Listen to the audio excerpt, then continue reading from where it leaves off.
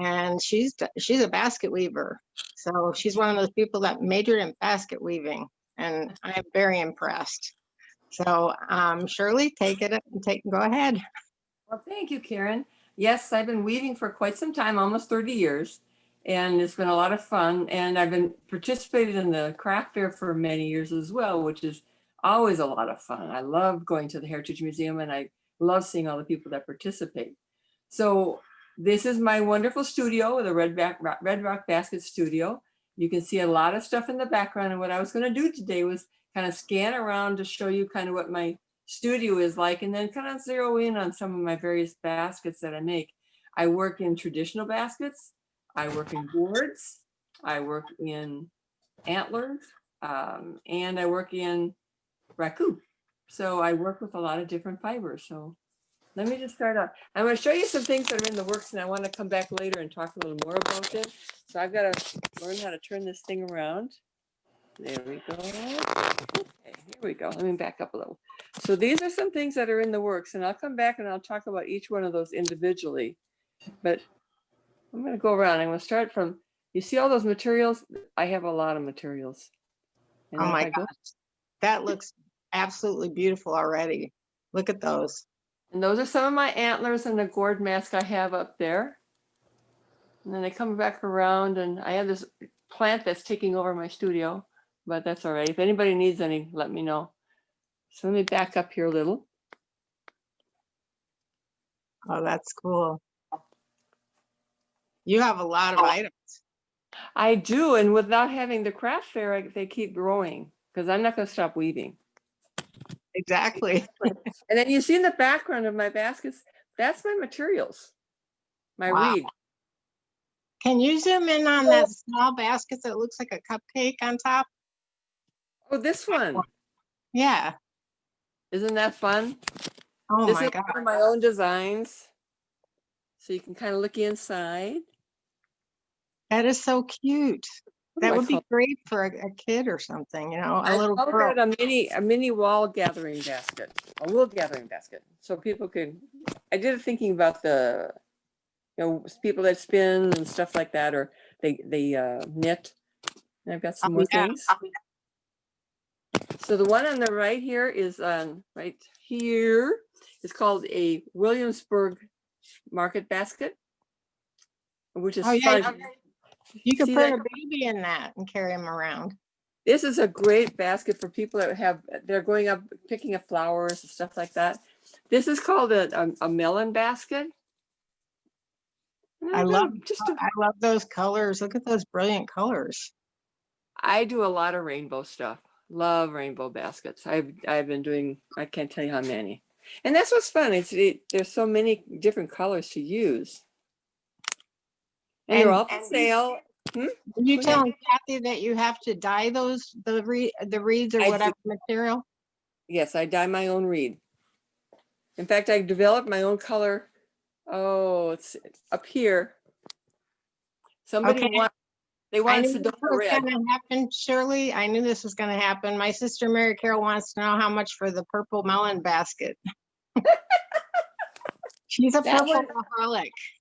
That one's $45. Thank you. I do a few things in purple, and actually I take orders too. If people see a basket they like here, but they want in a particular color, I can do that. That's no problem. And then I have a whole bunch over here. Here's another whole workstation. You can see all kinds of things. Where it's like I have some of my gourd stuff going on there. Don't want to go too fast here. This is the basket that was in the promo, and I love that basket. Yeah, And the front thing that I have, the little add-on I have, I can't get those anymore. I'm just sad because that's a ceramic. Can you zoom in on that real quick? Oh, that's really, oh my gosh, that's like the Jordan apples. I know. I cannot get that anymore. That the person that makes those stopped making them, which is really sad. And I've done some things where I work around vases, the glass vases. Oh, I see I can see the glass in there. And then so is this the blue one or the yellow one here? That's this other tall one. That's a glass. And then this is like a little Christmas. It's one of those, just for you, it's called, you can actually put this, it's a little plastic. So you can actually put something, some food in there, put it in the basket and go to a, a party. Yeah, It's or give it as a gift, either one. Give it as a gift. That happens a lot. And then here's another rainbow basket. I would probably give the food as a gift and take the basket back. You know, the sad thing is you can't get these plastic inserts anymore. So it'd have to be where I had somebody who wanted one, but it had to fit one of their casserole dishes. Oh, So yeah. it could work. So they gave me they brought their casserole dish over so I could have that to work with as my mold. And then they used that, but they don't make those things anymore, which is sad. It's really sad. So just so people know, they can look at my website and they should find all of these on there under the traditional. These are what I call my traditional baskets. And it'll have prices and sizes, but you can always call me. It's not a problem. And then down here I have those are my little rainbow baskets. And then I have a little, this is called kind of a workmate type thing. You can carry, a basket maker designed that so she could carry her tools. Oh, that's really nice. Mary Carol said beautiful work, by the way. Oh, thank you. Thank you. Let me go over here and show you some of my gourd work. Actually, my antlers too. So here are some of my smaller gourds. They're maybe 5 inches, maybe 5 inches high. Oh boy, there's more purple. Yes. Actually, I made another one for my sister. She wanted one for Christmas, so that's what I did. And then I have these. I love those colors. Aren't they what? I love that. It's just the teal. And that's leather paint that I put on there. So it's very leather paint.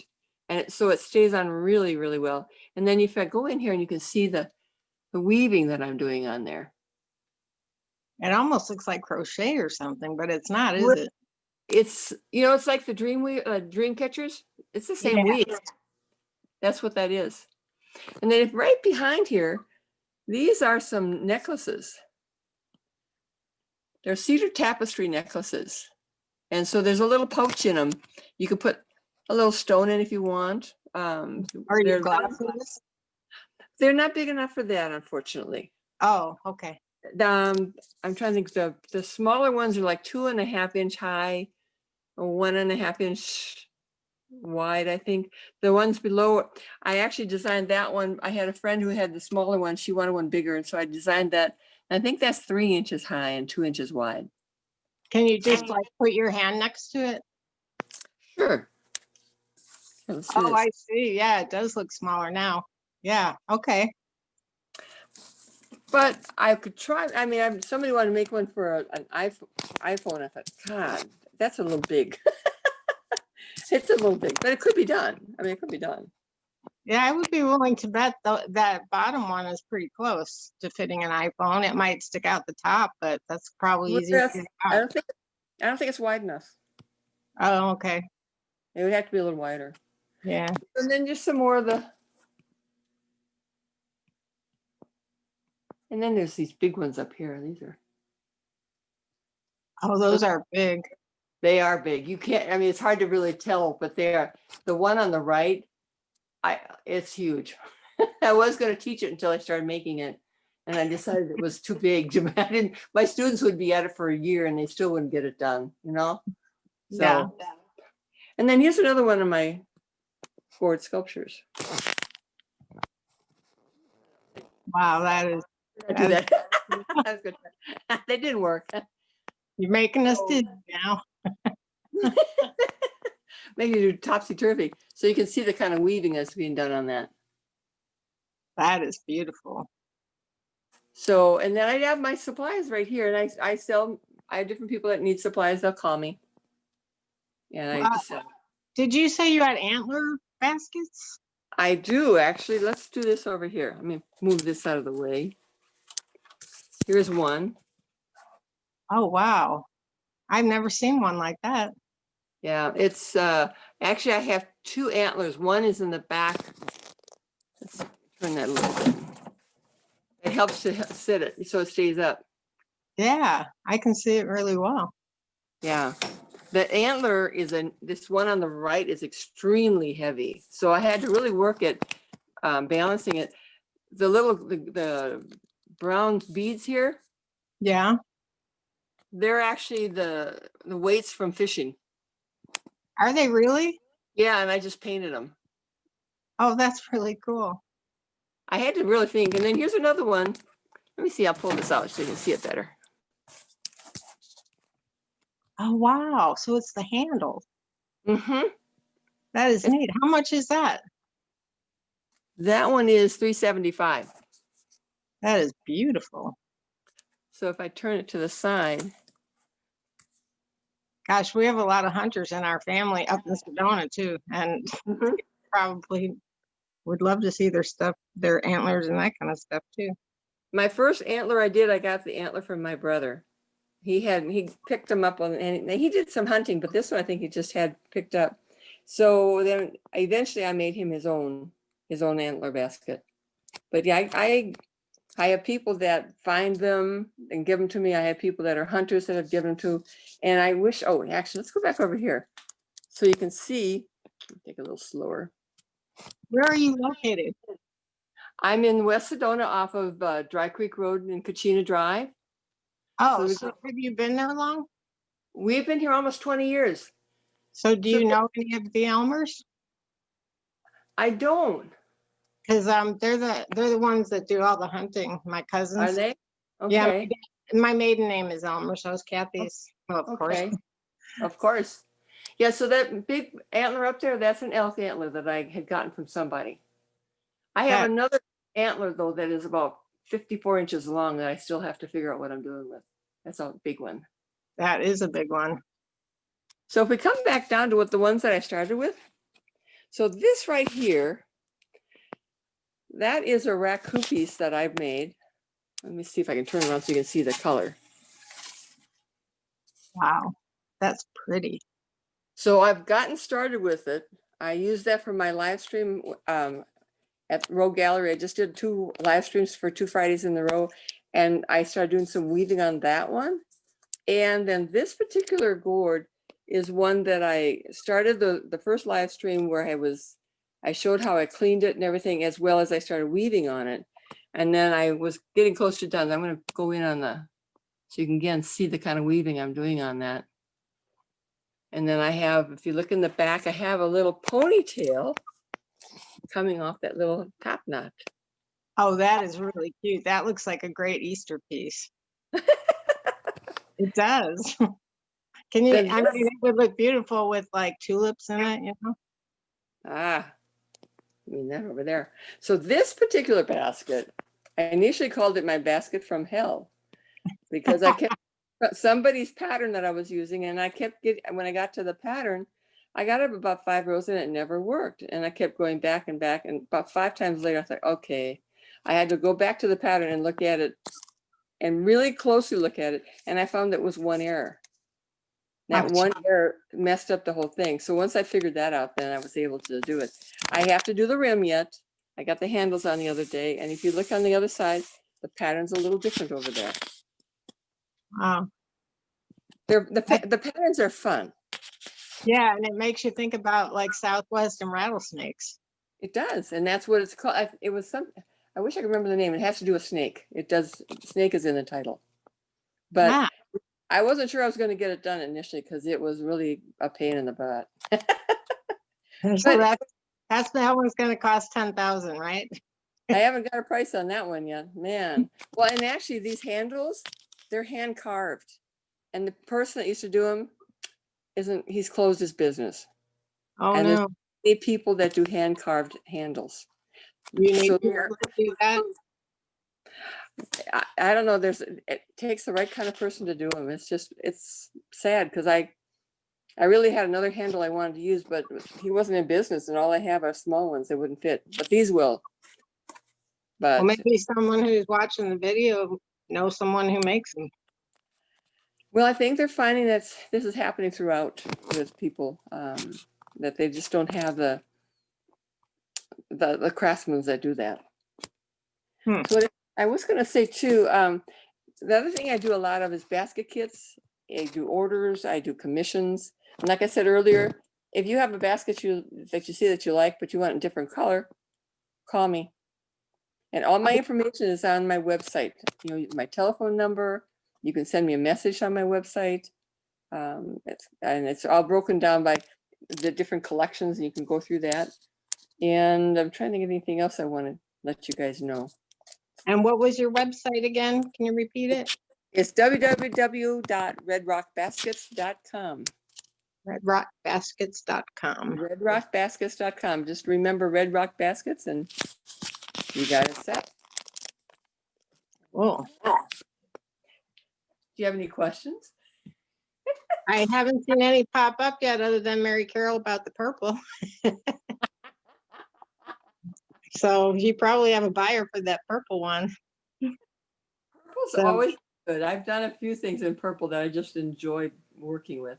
I don't know why. I went through a purple stage not too long ago. Sometimes the what was I gonna say? I had a senior moment there. Sorry. Don't remember what I was gonna say. We were talking about a purple moment. Yeah, a purple moment. That's right.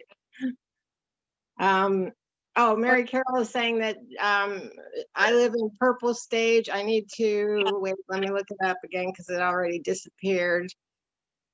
Chat says I live in purple stage. I need to look on her site. Yes, she does. She's definitely going to be looking at your site. That's good. And No, she's our sister too.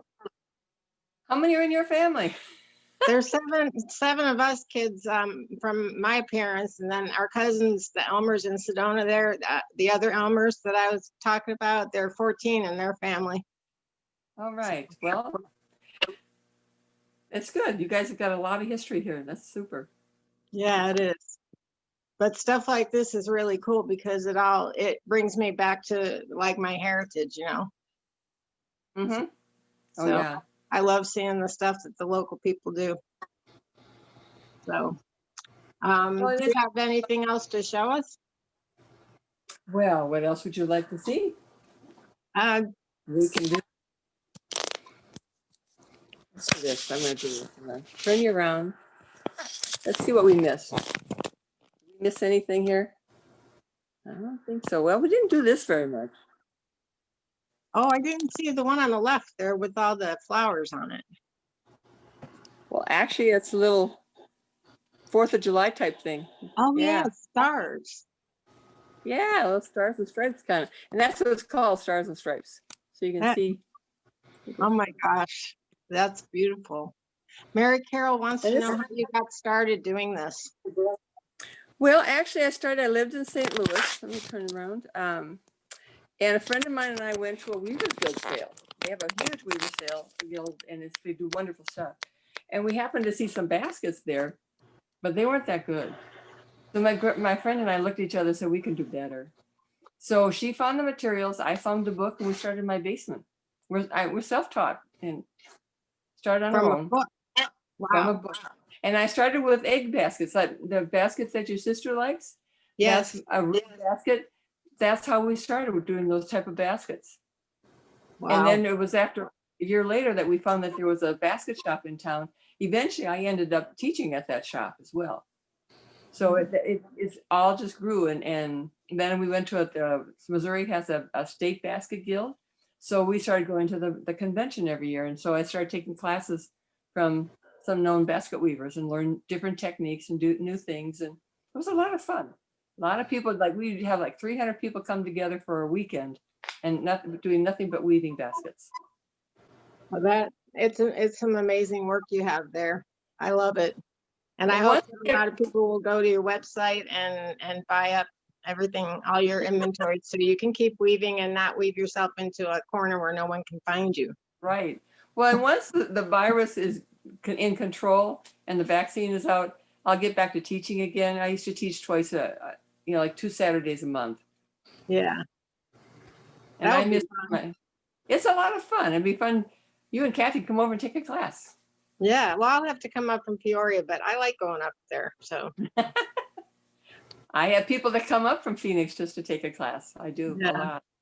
I would go up from Phoenix just for a couple hours if I need to for something. I would do that because Oh, I love wow. it there. So, That's good. all right. Well, we'll say the name of your website again, redrockbaskets.com. redrockbaskets.com. Okay. And all my information is there. So you just have to go on there. And if you want to call me, call me. If you want to email me, you can email me. So any way you want. Okay. There's one more question. How long does it take to make one of your smaller baskets? In terms of, well, it's so hard for, I mean, I teach a class of those smaller baskets I teach in a day. But like so like the Stars and Stripes one, how long would that have taken you to make? You could, well, again, for me, it would take me a lot less time than you. But if I were teaching it, would be done you would be done in the class. My classes are 10 to 4. You'd get it done. Oh, I don't okay. like to leave until they're done. But some Okay. classes can take a few hours. Some can take, like the gourd basket, the gourd that I showed you that I did just done now. That's probably over 30 some hours. Yeah, those ones look a lot more intricate. They are.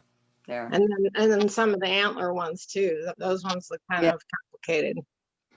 Yeah, they are. But the more traditional ones, some of those are really, they don't take that much time. They're a lot of fun when people come in to weave them. I usually try to pick a basket that's right for that person. I also love the one with the lid on it too. That was cute. Oh, I know that one's, I actually made a bigger one like that too. That already sold. It's gone, but I can make another. It would be cute if you made one with the lid to look like frosting color because it looked like a cupcake to me when I saw it. Oh my.